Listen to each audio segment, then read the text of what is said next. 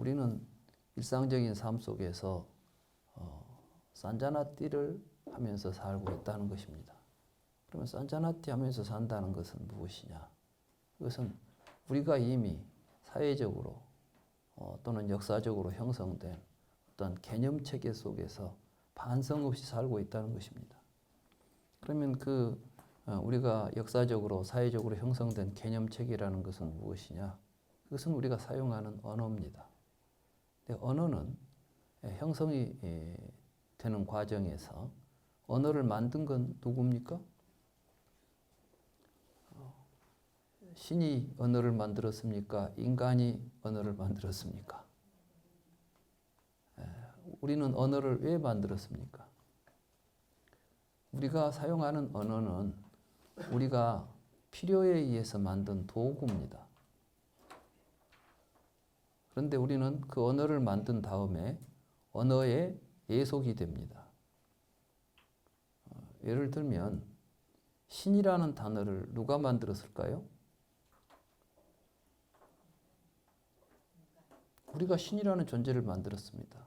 우리가 신이라는 단어를 만들었을 때 어떤 의미에서 신이라는 단어를 만들었을까요? 아마 좀 인지가 발달되지 못했던 고대인들이 자연현상을 보거나 이런 걸 보면 도대체 인간의 힘으로 이해도 안 되고 인간의 힘으로 어찌해볼 수 없는 어떤 힘들이 느껴졌겠죠. 그래서 인간을 초월해 있는 어떤 존재가 있을 것이다 라는 생각을 했겠죠. 그리고 거기다가 인간보다 더 뛰어난 존재라는 의미에서 신이라는 단어도 만들었겠죠. 신이라는 존재를 이 단어를 만든 건 우리인데 우리는 어떤 단어가 만들어지면 그 언어적으로 형성된 개념, 단어를 실제시하게 됩니다. 진짜 그것이 본래부터 객관적으로 있다는 생각을 하게 된다는 말씀이에요. 예를 들면 책상도 세상에 책상이 본래부터 있었습니까? 우리가 필요에 의해서 책상을 만들고 이름을 붙였습니까? 책상은 우리가 필요에 의해서 이름을 붙여서 만들어 놓은 거죠. 근데 여러분들은 책상이 우리가 필요에 의해서 만들어 놓은 이름이지 실제하는 존재가 아니다라는 생각을 해본 적이 있습니까? 없습니까?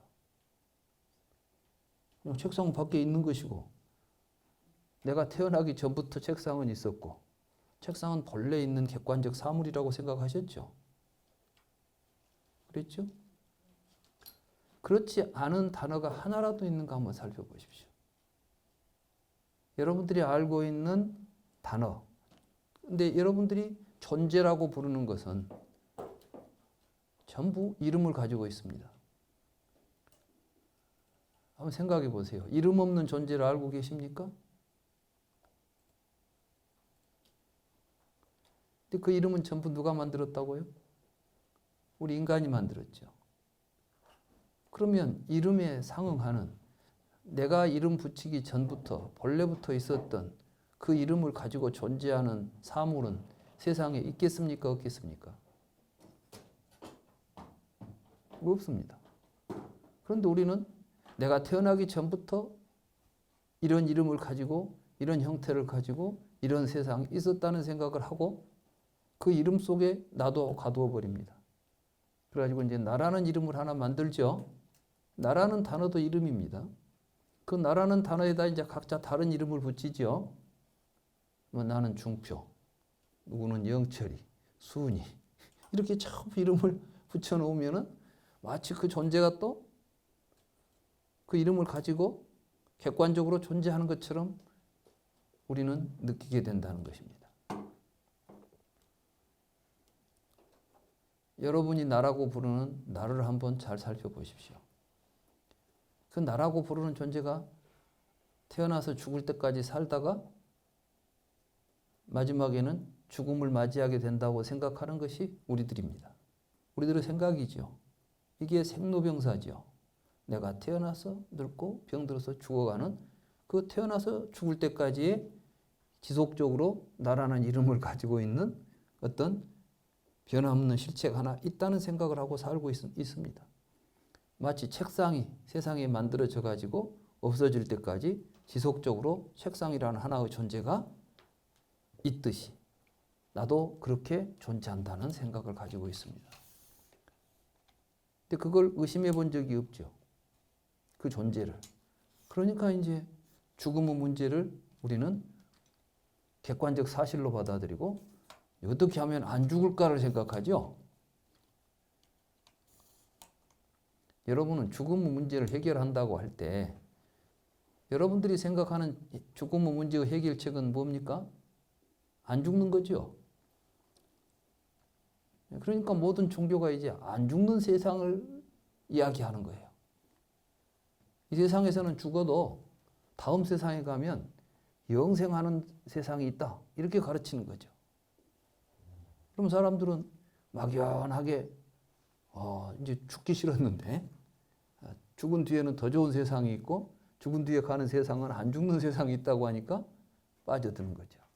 그래서 우리 주변에 영생교라는 게 이제 많이 나타나는 겁니다. 어딜 가나 영생을 얻어라 뭐 이런 이야기 하죠. 그러면 영생을 얻을 놈이 어떤 놈입니까? 누가 영생을 얻겠어요? 근데 막상 누가 영생을 얻냐고 물어보면 굉장히 또 막막합니다. 어떤 놈이 죽냐고 물어보면 또 그것도 막막하지요. 사실 우리는 이렇게 무지한 상태에서 우리가 만들어 놓은 개념에 붙잡혀 가지고 그것을 우리는 싼냐라고 부르는 것입니다. 상.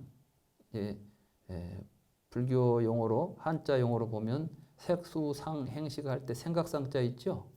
이 생각이라는 것은 싼냐인데 이 싼냐라는 것은 개념이라는 뜻이에요. 근본적으로.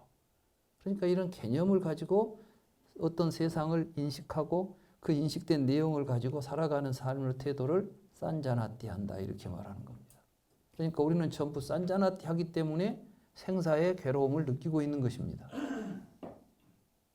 여러분들은 태어나서 죽는다는 생각이 어디서 비롯된가를 알아야 되는 것이죠. 그래서 부처님께서는 안 죽고 영원히 사는 법을 깨달으신 게 아니라 어차피 죽을 놈 없는 것을 깨달으신 거예요. 그러니까 태어날 놈도 없고 죽을 놈도 없는 데서 태어나서 죽는다는 생각을 하게 되는 이유는 개념으로 싼냐로 붙잡고 있는 나 때문에 일어난 일 아니겠습니까? 그러니까 그 싼냐로 붙잡고 있는 그 나라는 실체가 무언가를 정확하게 바라볼 수 있는 태도, 이러한 인식, 이것을 보고 아비자나띠라고 하는 거예요. 그리고 아비자나띠를 하게 되면 어떻게 되겠어요? 나의 실상이 사실은 이름으로 붙여져서 만들어진 개념체계일 뿐이지 나라고 붙잡을 만한 실체가 없다는 사실을 깨닫게 되면 더 이상 우리 자신에게 우리들의 삶 속에서 내가 안 죽어야 되겠다. 뭐 영원히 살고 싶다. 나는 죽은 뒤에 어떻게 될까? 이런 생각이 일어나겠습니까? 안 일어나겠습니까? 일어날 리가 없는 겁니다. 꿈에서 깨어나는 것처럼 생사는 허망한 꿈이었구나. 이렇게 알아차리고 이걸 정확하게 알고 살아가는 삶을 아비자나띠라고 하는 겁니다. 그러니까 이제 불교는 근본적으로 싼자나띠 하지 말고 아비자나띠 하라. 이렇게 부처님이 가르쳤다는 게 근본 법문경의 이야기였고 그 맥락에서 모든 이야기가 진행되고 있다는 것을 알아야 됩니다. 그 아비자나띠의 관점에서 부처님이 무엇을 깨닫게 되느냐? 이 세상은 실체는 없지만 관계와 관계를 통해서 일어나고 있는 삶, 업이 있다. 그러니까 업보는 있으나 작자는 없다. 나가 없다고 그래서 존재가 없는 것이 아니라 지금 우리에게 참된 존재는 이 몸뚱이로 존재하는 것, 몸뚱이 속에 있을 것이라고 생각하고 있는 정신이나 마음이 아니라 이름 붙이기 전에 여러분들이 어떤 이름을 붙이기 전에 여러분들은 뭘 하냐면 보고 듣고 냄새 맡고 맛보고 만지고 생각하고 먹고 살죠. 삶의 실상을 보는 거예요. 그럼 나의 존재는 시간적으로 공간적으로 어떤 크기를 가지고 시간적으로 지속하고 있는 게 납니까? 지금 현재 숨 쉬고 밥 먹고 보고 느끼고 생활하고 있는 게 납니까?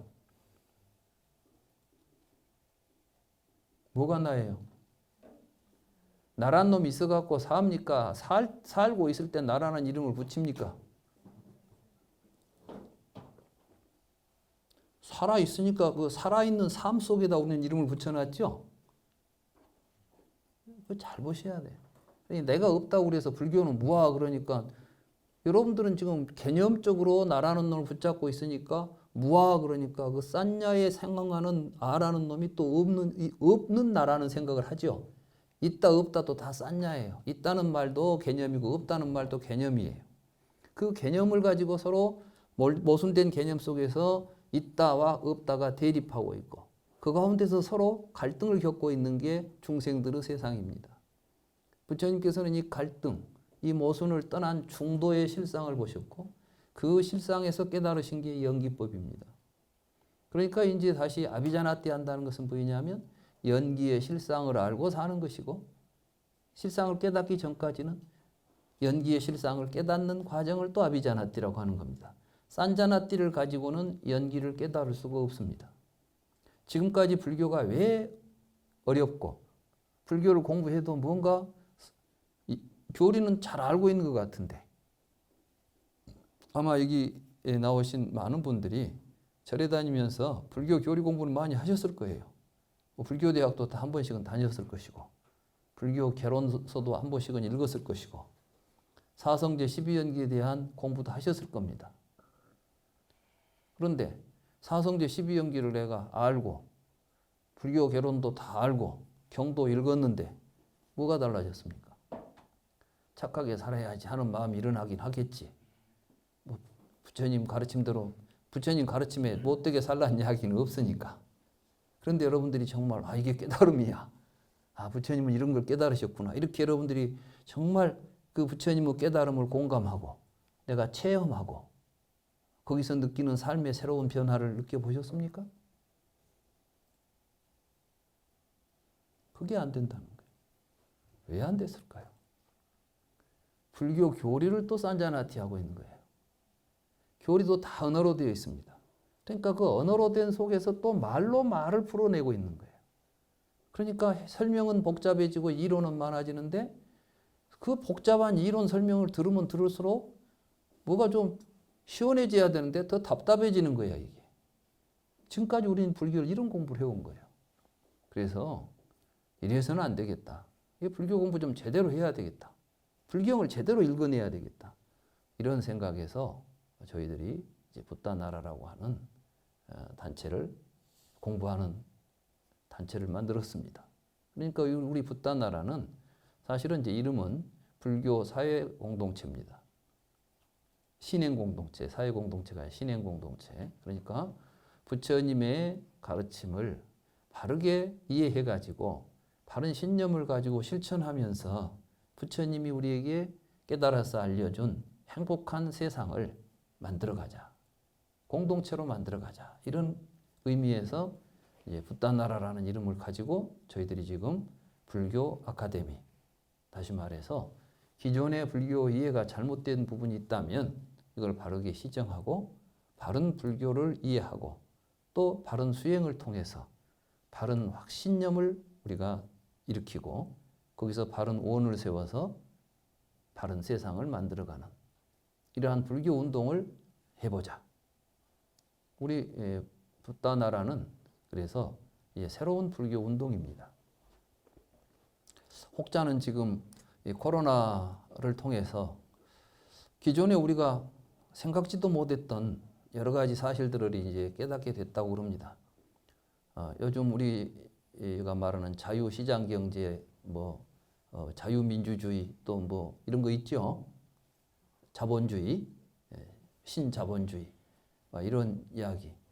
그래서 돈을 많이 벌고 우리가 물질적으로 돈만 많이 가지면 개인적으로 다 돈을 가지고 돈만 많이 있으면 행복해질 수 있다 이거 아닙니까? 신자유주의 또는 글로벌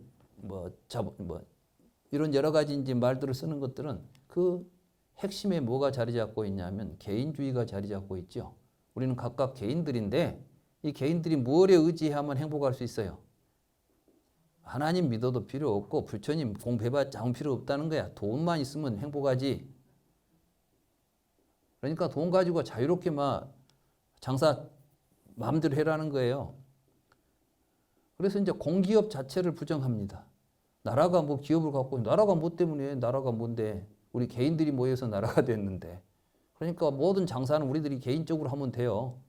그러니까 철도 옛날 우리가 공사라는 것 많이 썼죠. 철도공사, 뭐 담배 인삼공사 이런 공사 있었잖아. 이런 거 다 이제 개인적으로 다 나눠줘 버리는 거야 그냥. 그럼 누가 그거 가지고 가겠어? 여러분들이 차지하겠어요? 안 해. 돈 많은 사람들이 이제 또 하나씩 더 큰 사업체를 갖게 되는 거예요. 철도까지 넘기려다가 이제 반대가 심해가지고 지금 엉거주춤하다가 지금 못 넘겼죠. 사실은 국가의 기관 산업은 국가가 책임을 지고 운영을 해야 됩니다. 아무리 적자를 보더라도 철도 또는 통신, 교통 이런 가장 기본적인 것들은 국가적 차원에서 유지돼야만 나라가 힘을 갖게 되는 것입니다. 그런데 모두 다 나눠줘 버리고 모두 개인들로 하고 그다음에 이제 투표해가지고 사람 뽑아서 대통령 만들면 막 그러면 이제 누가 그 정치의 핵심이 되겠어요? 많은 사람들은 민의가 반영되겠습니까? 돈 있는 사람들의 생각이 반영되겠습니까? 정치에. 그 대표적인 게 미국의 정치 행태 아닙니까? 미국에서 선거운동 한다고 하면 기본적으로 선거운동 판세를 뭘로 하느냐? 기부금이 얼마 들어왔는가를 보면 안답니다. 선거운동 하는데 필요한 돈을 누가 내겠어요? 우리가 십시일반 하자 그래가지고 모든 국민들이 자기가 원하는 정당에다 돈 냅니까? 그렇지 않습니다. 기업체들이 저 사람을 밀어줘야 내 기업이 좋겠다 하면 거기다 돈을 막 주는 거예요. 그러니까 결국은 자본에 의해서 이제 많은 사람들이 예속되는 이 자본주의죠. 이런 세상이 영원히 가고 끊임없이 갈 줄 알았는데 코로나가 나타나니까 자본주의는 달리는 자전거 같답니다. 자전거는 멈추면 어떻게 되죠? 쓰러져. 그러니까 이것은 안 쓰러지려면 무조건 가야 돼. 그러니까 계속 돌아가야 돼. 근데 이 자본주의는 생산과 소비 가운데 한 고리만 끊어지면 와르르 무너지게 돼 있어요. 근데 지금 어떤 일이 벌어지냐면은 올 스톱이야. 못 돌아다니게, 못 쓰게 해. 돈 있어도 쓰고 싶어도 쓸 데가 없어. 그럼 뭐가 돼요? 소비가 저하가 돼. 소비가 저하가 되면 생산이 안 되죠.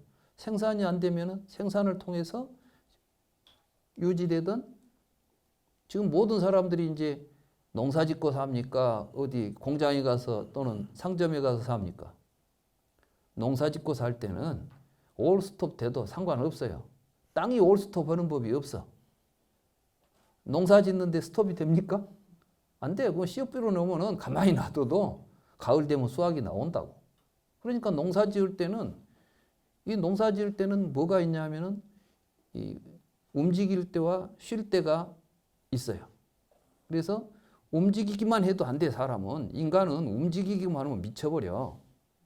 여러분들이 잠 안 자고 계속해서 일이라고 해보세요. 그러면 정신이 성합니까? 난 잘 모르는데 정신과 의사가 그러더라고. 잠 안 재우면 다 미친대. 그러니까 열흘 동안 잠을 안 재우는데 정신이 멀쩡한 사람은 한 사람도 없대요. 그러니까 잠을 자야 돼. 잠을 잔다는 건 뭐예요? 낮에 활동했으면 밤에는 쉬어야 돼. 그러니까 우리 경제 활동도 움직인 다음에는 쉬는 것이 있어야 되지 자전거처럼 가서는 안 된다니까. 자전거 경제는 이건 필망이라 언젠가 망하게 되어 있는 경제예요. 근데 우리는 그걸 지금까지 반성 없이 받아들여 가지고 이 세상이 좋은 세상이다라고 해놓으니까 자본주의 되고 나서 사람들의 삶이 얼마나 힘들어졌습니까? 자동차도 타고 비행기도 타고 얼마나 멋져졌냐 하지만 사실은 인간들의 정신 내면 세계에서 드러나는 것들은 예전에 없던 정신병자들이 얼마나 많이 생겼어요. 요즘은 정신과가 대단히 호황이라니까. 우리 때는 정신과가 어디 있는지도 몰랐지 뭐. 불과 3, 40년 전만 해도 동네 정신병원이라는 게 몰라요. 큰 동네 하나 있을까 말까 했지. 지금은 그런데 뭐 제일 많은 게 그런 거 아니요? 정신병만 가지고도 부족하니까 심리센터, 뭐 명상, 뭐 심리 이런 게 유행하잖아요. 요즘 명상 했었는데 그 명상 그런 거 안 해도 된다니까 그냥. 옛날 시골 사람들이 뭐 명상을 이렇게 해서 날마다 명상이지. 못 쉬니까 쉬는 시간 주려고 명상하는 거예요, 지금. 우리 주변에 그걸 알아야 돼. 우리가 지금 그걸 올바로 알아야 됩니다. 그래서 사실은 이제 코로나로 인해서 많은 미래학자나 이제 석학들이 예견하기는 이제는 인류 역사가 코로나 이전과 이후로 나뉠 것이다. 근데 문제는 코로나 이후에 어떻게 하자는 거예요. 세상은 바뀌었는데 그냥 저절로 바꿔질까요? 저는 그렇게 생각하지 않습니다. 코로나 이후에 대안이 있어야 돼요. 대안이 없이 무너져 버리면 더 큰 문제예요. 그건 자본주의가 대안이 없는 동안은 잘 유지돼야 돼요, 사실은. 대안도 없이 막 자본주의 나쁘니까 없애자 하면은 이제 그때부터는 사회적 혼란만 생기는 겁니다. 근데 우리는 좋든 싫든 간에 기존의 자본주의적 구조를 가지고는 이제는 더 이상 살 수 없게 돼 있습니다. 그래서 많은 사람들이 그 대안을 찾는데 불교 쪽에 관심을 많이 가진 것 같습니다. 저는 저 자신도 그런 생각을 합니다. 그런 의미에서 본다면 우리 지금 붓다나라 공부는 새로운 세상을 우리가 만들어갈 때 자본주의가 아닌 새로운 공동체로서 개인주의가 아닌 공동체로서의 어떤 미래 세계에 대한 모델을 만들 수도 있고 또 우리가 직접 성부적으로 그런 좋은 세상을 우리들이 공부하면서 만들어갈 수도 있다고 저는 봅니다. 그렇기 때문에 저는 이 공부 모임이 단순히 뭐 어디 대학에 가서 또는 학문적인 작업도 아니고 어디 절이나 교회 가서 하는 종교적인 작업도 아니고 우리는 우리의 보다 행복한 삶, 행복한 미래를 위해서 준비하는 매우 역사적으로 의미 있는 공부라고 생각을 합니다. 비록 우리가 지금 시작하고 있는 이 법당은 사실은 지상도 못 되고 지하에서 또 크지도 않고 좁은 공간에서 시작하고 있습니다만은 뭐 씨앗이 본래부터 큰 나무는 아니듯이 작은 씨앗이 자라서 큰 나무가 되듯이 저는 오늘 우리가 하고 있는 이 작업들, 이 공부가 언젠가는 우리 인류 사회에 굉장히 큰 나무로 성장해서 많은 사람들이 이러한 삶의 태도를 가지고 살아갈 수 있는 그러한 씨앗 역할을 지금 하고 있는 것이다. 그래서 굉장히 의미 깊게 생각을 합니다. 같이 공부하시는 여러분들께서도 단순히 뭐 이 교수 강의를 한번 들어보자 하고 와가지고 듣고 가는 이런 강의가 아니라 여기에서 그런 걸 같이 공감하고 미래 사회를 향해서 좀 더 책임 있게 공부하고 실천할 수 있게 되기를 저는 기대하고 있습니다.